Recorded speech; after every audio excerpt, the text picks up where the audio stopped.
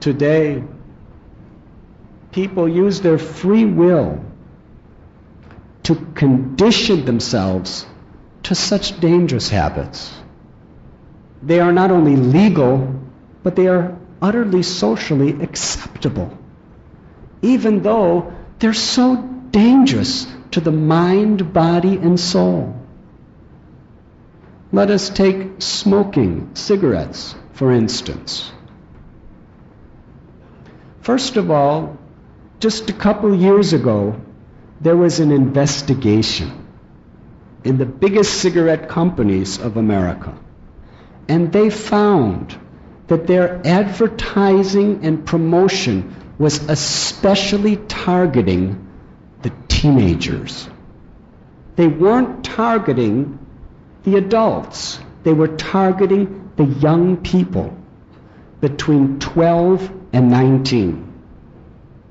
Because in their own reports, which were written by psychiatrists and psychologists, if a teenager becomes hooked on cigarettes, addicted, then they'll be giving us their money until the day they die. Cigarette smoking, millions and millions. But every pack of cigarette, the government is telling you this is dangerous. It may cause your death. Cigarette smoking is the single most preventable cause of premature death in America. These are statistics. 400,000 people die due to smoking cigarettes every year in America. 276,000 men and 142,000 women every year die due to smoking. 1 out of 5 deaths in the United States is smoking related. And yet, they're smoking. These statistics are not secret. I am not revealing or uncovering some mystery. They're published. They're known. Why? Why people are killing themselves.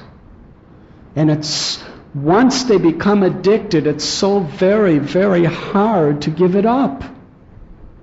It's unnatural. I don't think there has ever been a person alive who liked the first cigarette that they smoked. It's horrible. Due to social pressure, they start coughing, it tastes miserable, the body is having violent reactions to it, but they just keep doing it and doing it and doing it until they become used to it and ultimately addicted to it. When I was a young man, one of the most famous movie actors, he always had a cigarette hanging from his mouth. Always. And everyone wanted to be like him. So the adults, the teenagers, even sometimes children, they had cigarette smoke hanging from their mouth in the same fashion. And then some years later, he died of cancer of the lip and the lung. But by the time he died, everyone was so addicted, they couldn't give it up. The power of habit completely covers over our logic, our intelligence, and our pursuit of well-being and happiness. Cancer is a horrible, miserable cause of death. You were listening to Radhanath Swami on devotionalnectar.com.